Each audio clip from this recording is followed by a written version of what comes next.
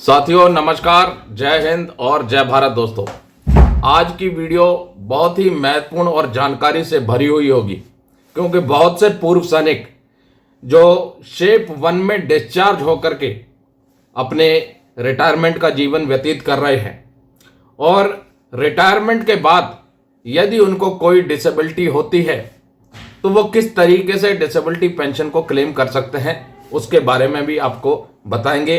एक जो जजमेंट आया हुआ है आर्मर्ड फोर्सेस ट्राइब्यूनल की तरफ से, जो आदेश जारी किया गया है, उस जजमेंट के बारे में भी बताएंगे कि क्या फैसला एएफटी ने दिया। और सबसे महत्वपूर्ण बात यह है कि आप अगर जागरूक रहेंगे तो आप अपना क्लेम कर सकते हैं, क्योंकि जब तक आपको उस चीज की नॉलेज नहीं होगी तब तक आप क्लेम नहीं कर पाएंगे। तो आज की ये वीडियो आप तसल्ली से सुनिएगा, समझिएगा और अपने मित्रों को भी शेयर कीजिएगा जो शेप 1 में डिस्चार्ज हुए और बाद में उनको कोई डिसेबिलिटी हुई है तो किस तरीके से वो अपना डिसेबिलिटी पेंशन या डिसेबिलिटी एलिमेंट क्लेम कर सकते हैं।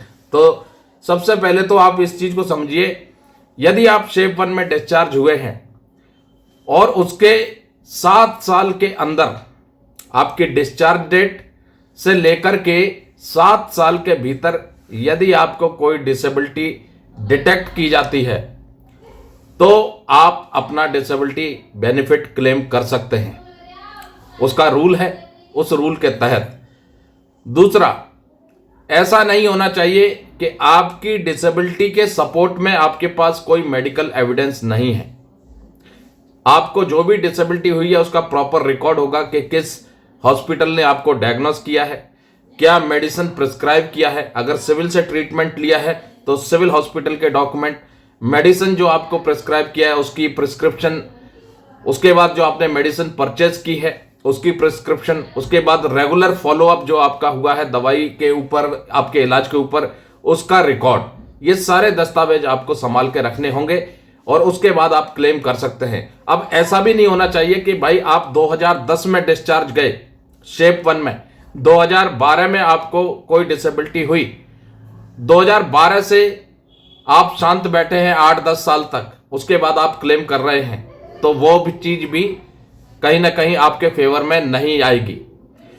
आपने जिस वक्त आपको कोई डिसेबिलिटी डिटेक्ट हुई और वो फॉर लाइफ परमानेंट नेचर की है तो आप जिला सैनिक बोर्ड के थ्रू या रिकॉर्ड ऑफिस के थ्रू क्लेम करें कि आपको जब आप डिस्चार्ज हुए थे तब आप शेप 1 थे, उसके बाद फिर आपको इतने पीरियड के अंदर 7 साल के अंदर आपको ये डिसेबिलिटी डिटेक्ट हुई और ये परमानेंट नेचर की है, ये दस्तावेज है, उसके रिकॉर्ड है, पूरा मेडिकल एविडेंस है, डिसेबिलिटी पेंशन आपको ग्रांट की जाए।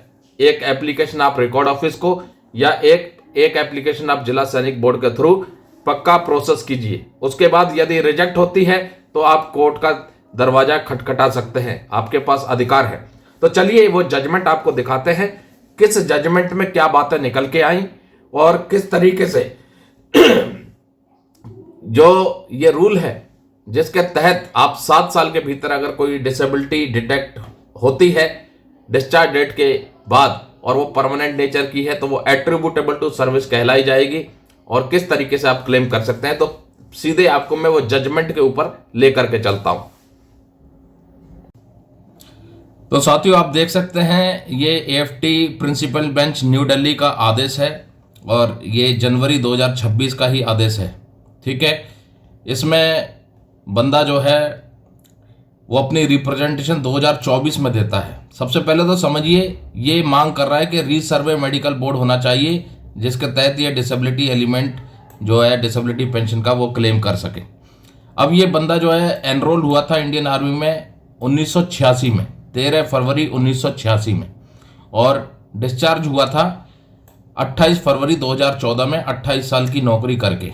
ठीक है, अब जब वो डिस्चार्ज हुआ था, at the time of discharge applicant जो था वो शेप 1 था। ये बंदा जो है शेप 1 था, कोई भी डिसेबिलिटी या कोई भी बीमारी इसको नहीं थी।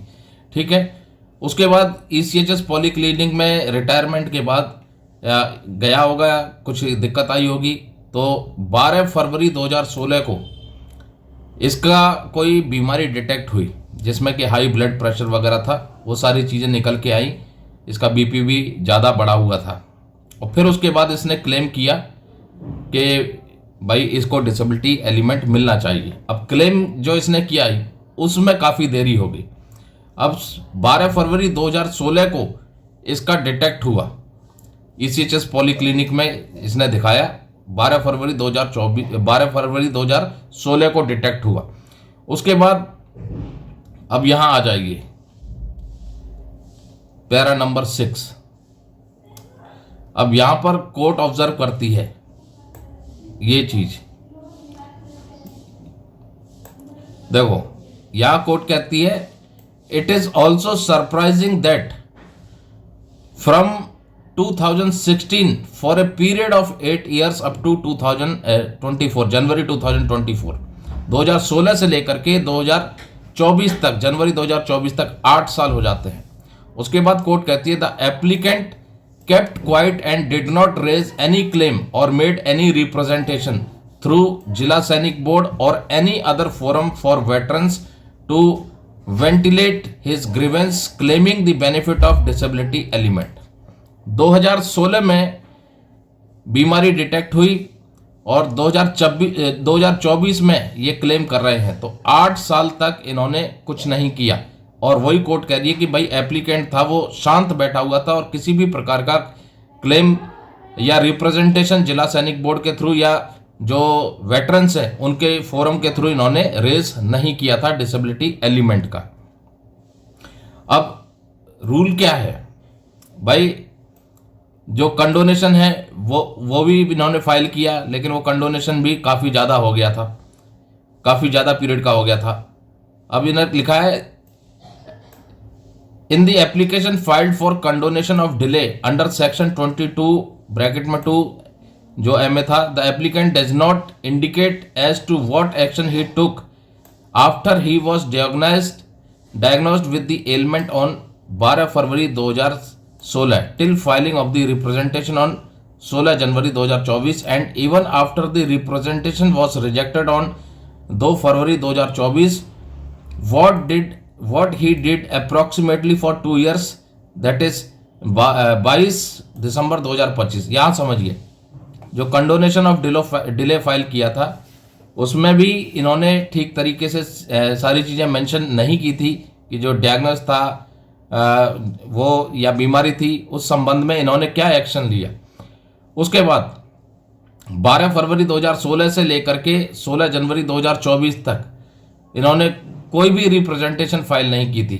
और उसके बाद रिप्रेजेंटेशन जब इन्होंने फाइल की थी 16 जनवरी 2024 को, जिसको रिजेक्ट कर दिया था 2 फरवरी 2024 को, उसके बाद से लेकर के ये फिर भी शांत बैठे रहे 2 साल तक, यानी कब तक, 22 दिसंबर 2025 तक।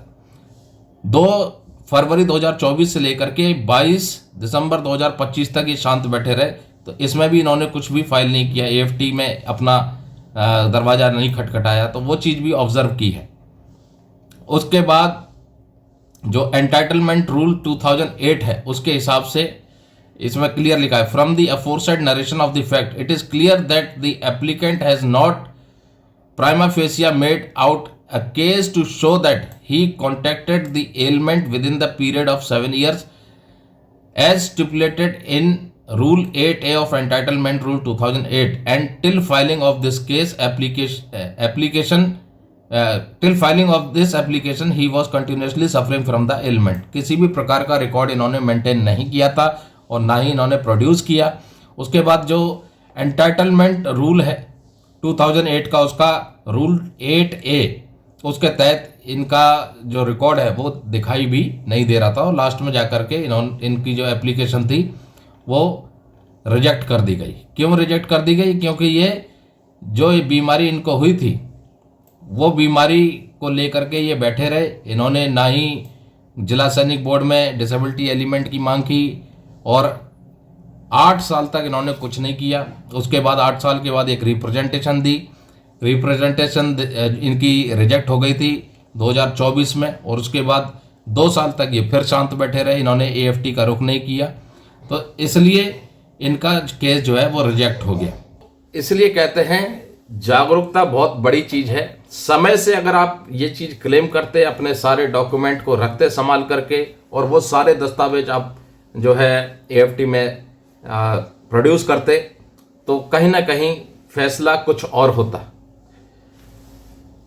आप इस चीज़ को समझिए, आपको एक राइट दिया हुआ है या एक प्रिविलेज दी हुई है कि आप डेट ऑफ डिस्चार्ज से लेकर के 7 साल के भीतर अगर किसी डिसेबिलिटी के शिकार होते हैं तो आप क्लेम कर सकते हैं कि वो disability attributable to military service या नेवी सर्विस या एयरफोर्स की सर्विस से है, और आप डिसेबिलिटी एलिमेंट उस चीज़ को भी क्लेम कर सकते हैं।